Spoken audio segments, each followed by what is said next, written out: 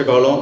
இந்த பித்ருபக்ஷ காலத்தில் அன்னதானத்துக்கு உதவி பண்ணுறவங்க எல்லாத்தோடைய முன்னோர்களும் ஆன்சிஸ்டர்ஸ் எல்லாருமே வந்து என்னென்னா மோட்ச நிலை அடையும் சொல்லி நம்ம பிரார்த்தனை பண்ணுவோம். நம்ம சொல்ல அப்படியே சொல்லுங்கள். அண்ணாமலையார் அருளால், உண்ணாமலையம்மன் அருளால் பித்ருபக்ஷ அன்னதானத்திற்கு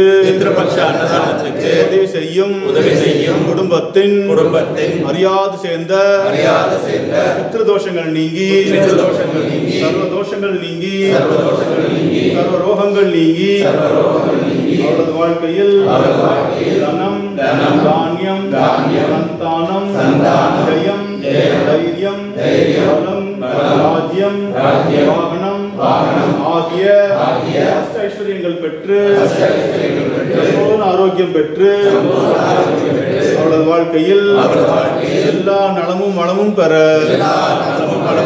எல்லாம் வல்ல அருணாச்சலேஸ்வரரையும் பித்ரு தேவதைகளையும் பிரார்த்திப்போம். ஓம் ஹர பார்வதி பதயே, பார்வதி பதயே. அண்ணாமலையம் அண்ணா போற்றி, தென்னாடுடைய சிவனே போற்றி, ஏகம்பத்துரை எந்தாய் போற்றி, காவாய் கடக திரளே போற்றி,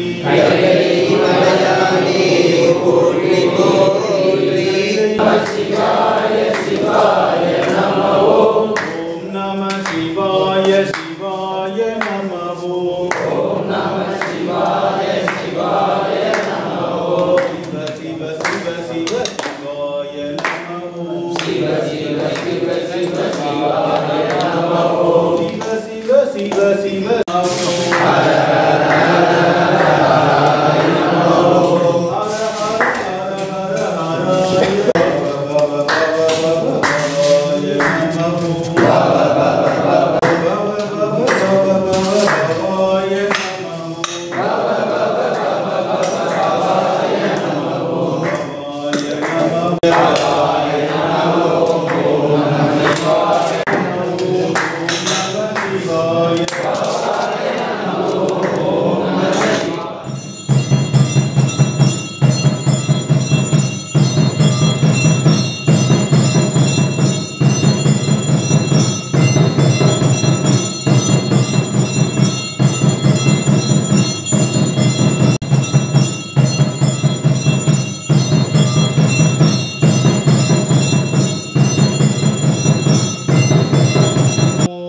பார்வதி பதயே.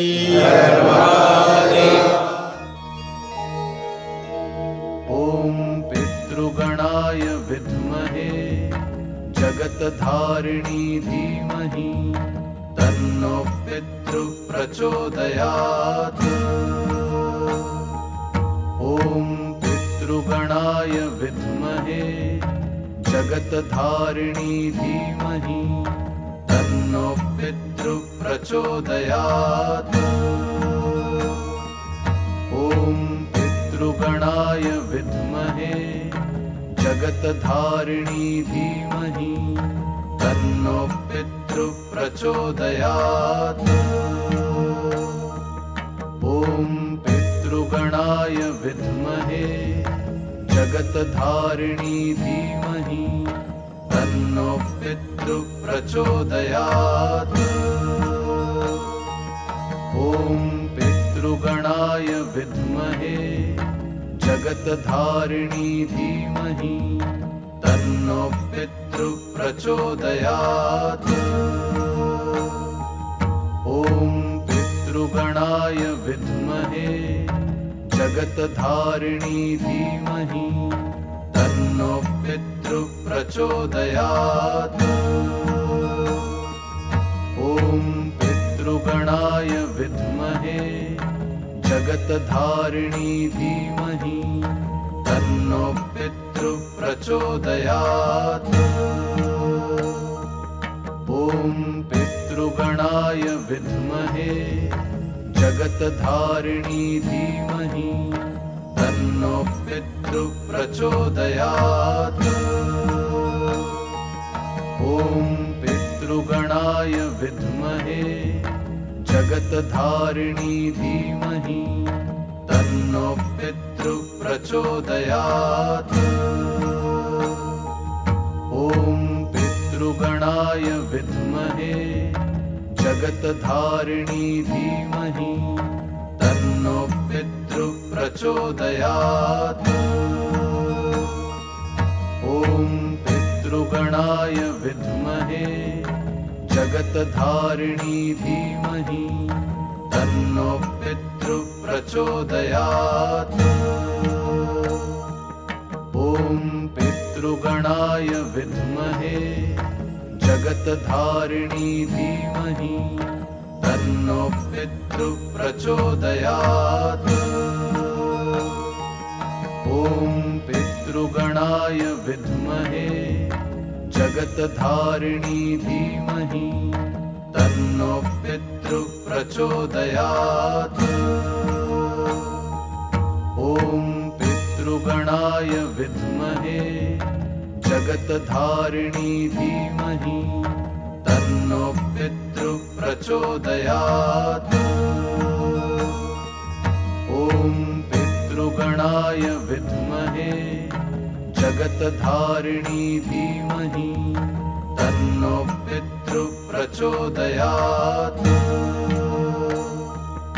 ॐ पितृगणाय विद्महे जगत्धारिणी धीमहि तन्नो पितृ प्रचोदयात्।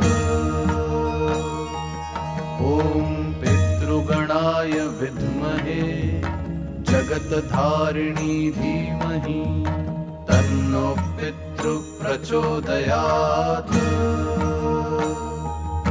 ॐ पितृगणाय विद्महे जगत्धारिणी धीमहि तन्नो पितृ प्रचोदयात्। ॐ पितृगणाय विद्महे जगत्धारिणी धीमहि तन्नो पितृ प्रचोदयात्। ॐ पितृगणाय विद्महे जगत्धारिणी धीमहि तन्नो पितृ प्रचोदयात्। ॐ पितृगणाय विद्महे जगत्धारिणी धीमहि तन्नो पितृ प्रचोदयात्। ॐ पितृगणाय विद्महे जगत्धारिणी धीमहि तन्नो पितृ प्रचोदयात्। ॐ पितृगणाय विद्महे जगत्धारिणी धीमहि तन्नो पितृ प्रचोदयात्। ॐ पितृगणाय विद्महे जगत्धारिणी धीमहि तन्नो पितृ प्रचोदयात्। ॐ पितृगणाय विद्महे जगत्धारिणी धीमहि तन्नो पितृ प्रचोदयात्।